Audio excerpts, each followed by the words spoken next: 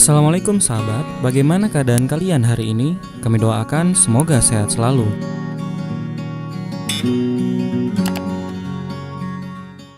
Ada satu berita yang selama ini mungkin para hamba Allah juga sudah tahu. Pernyataan dari Kanselir Jerman. Beliau namanya Angela Merkel. Ya, dia pernah mengatakan dalam ceramahnya kalau Jerman akan menjadi wilayah Islam. Ya, hal ini terkait dengan imigrasi orang-orang Islam, terutama dari Turki, Aljazair, yang membuat demografi kaum muslimin meningkat signifikan di tanah Jerman. Ya, dan dia mengatakan the future of Germany will belonging to Muslim people. Ya, masa depan Jerman ini akan menjadi milik umat Islam. Nah, hal ini menunjukkan sebuah pembuktian dari apa yang disampaikan Rasulullah SAW, bahwa nanti Eropa ini akan menjadi wilayah Islam. Pada tahun 2005, tepatnya di tanggal 5 Februari 2005, 15 negara mengirimkan badan intelijen mereka ke Langley ke markas CIA di Langley, Amerika Serikat.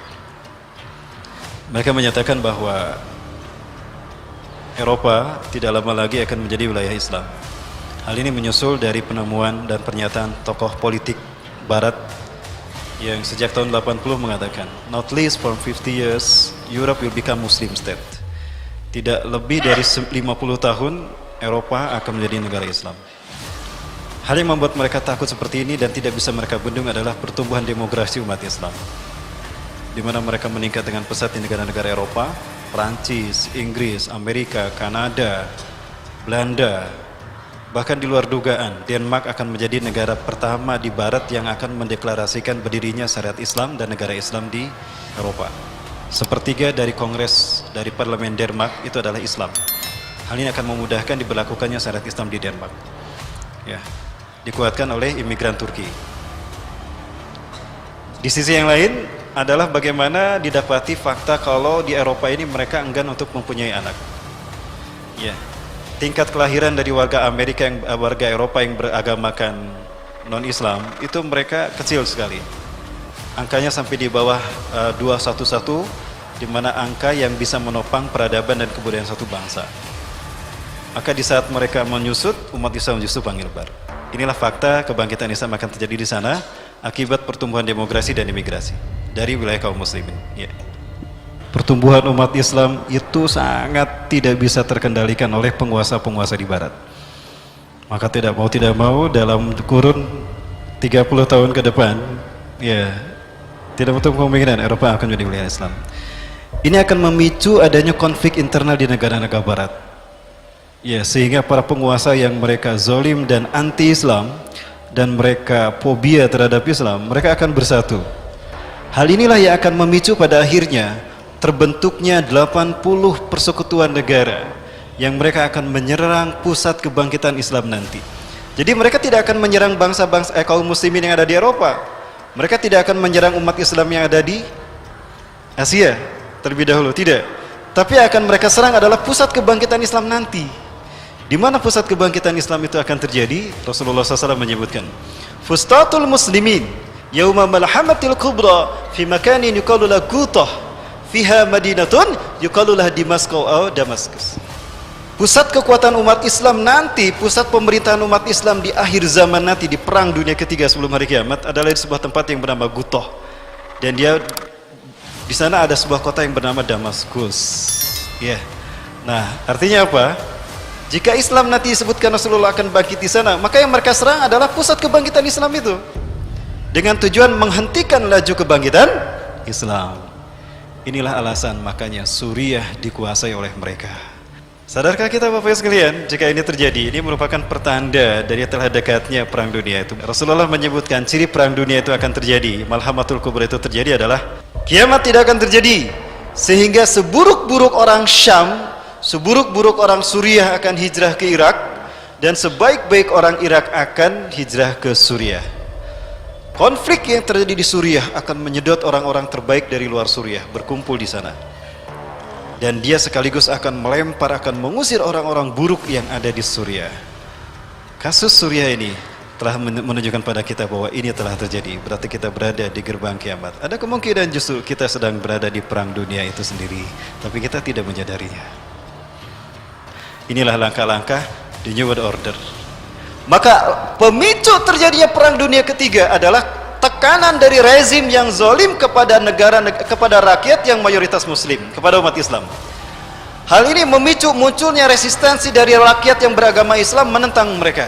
Di saat itu rakyat sadar kalau virus demokrasi ternyata adalah virus yang membahayakan bagi umat Islam, dan dia telah ditunggangi oleh rezim untuk semena-mena menekan dan membantai rakyatnya sendiri. Ini akan menjadi faktor terakhir yang memicu perang dunia ketiga. Sebelumnya saya bahas kenapa Suriah dikuasai secara cepat. Yang dikedepankan bisa siapa saja. Isunya bisa terorisme, isunya bisa ada fraksi-fraksi jihad di sana. Tapi sebetulnya intinya Suriah dihancurkan karena mereka yakin Nabi Isa tidak lama lagi akan turun di Aleppo. Ingat Rasulullah bersabda, "Taqarrabaz zamanu linuzuli Isa bin Maryam fiikum." Sungguh telah dekat turunnya Isa bin Maryam di tengah-tengah kalian. Ya Kang, nuhun Kang. Enggak apa-apa duduk situ juga Kang. Ya, telah dekat waktu turunnya Isa bin Maryam di tengah-tengah kalian. Hakaman adlan sebagai hakim yang adil. Fayaksirus soliba, beliau akan menghancurkan salib. Wayaktulul hingzira, beliau akan membunuh babi. Wayadaul jizyah, beliau akan menghapuskan pajak. Wayafidul mal hatta la yakbalu ahadun. Harta akan melimpah ruas sehingga tidak ada seorang pun yang menerimanya. Wayangzilu alal manaratil baida, beliau akan turun di masjid bermenara putih. Di mana itu? Syarqiyah Damaskus, di Damaskus Timur. Di manakah Damaskus Timur? Aleppo. Jadi satu-satunya alasan yang logis bagi saya, kenapa Aleppo dibantai begitu saja? Karena mereka yakin kalau Nabi Isa waktu turunnya segera tiba untuk turun di Aleppo. Saat itu umat Islam akan dipimpin oleh Imam Mahdi. Bapak Ibu yang dirahmati Allah, lupakah kita kalau Rasulullah bersabda, "Kalian, hai kaum muslimin, di bawah pimpinan Imam Mahdi akan memerangi semenanjung Arabia dan kalian akan menang." Hari ini terbuka lebar. Konflik Qatar akan memicu terjadinya perang dengan semenanjung Arabia, dan umat Islam akan menang. Artinya Imam Mahdi tidak lama lagi akan muncul. Allah membukakan semenanjung Arabia untuk kalian. Kemudian kalian akan memerangi Persia, maka kalian akan menang. Allah membukakan Persia untuk kalian. Kemudian kalian akan memenangi Bani Rum, dan Bani Rum akan kalah. Allah memberikan kemenangan atas kalian. Kemudian kalian akan berperang bersama Dajjal. Bapak Ibu, Dajjal tidak akan keluar melainkan apabila Suriah sudah hancur luar biasa. Hari ini Suriah sudah hancur atau masih utuh? Sudah hancur. Berarti ini pertanda bahwa Dajjal akan segera muncul di zaman kita. Kapan itu muncul Bapak Ibu sekalian?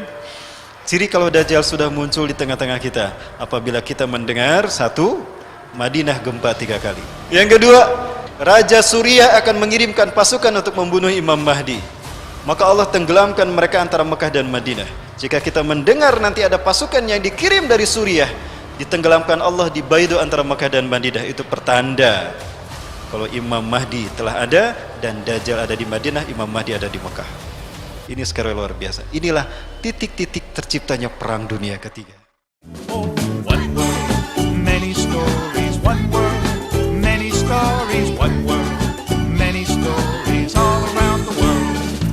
In Mexico they tell about a bird whose name is Coo. She gets some pretty feathers, but she gets in trouble too. Masih banyak topik yang akan kita bahas. Silakan subscribe channel kami agar kita bisa lebih dekat dan bersama membahas berbagai topik menarik lainnya. Like bila Anda suka dan unlike saja bila Anda tidak suka dengan video seperti ini. Terima kasih telah menonton dan sampai jumpa. Many stories all around the world. Once upon a time, people told stories because they didn't have books or DVDs, no computers and no TVs, so the stories got around by word of mouth. From the east to the west, from the north to the south, from Constantinople to Zanzibar, folks told tales as they traveled afar. The Himalayas, Hawaii, Haiti, Hong Kong, the world's too big for one little song. We gotta keep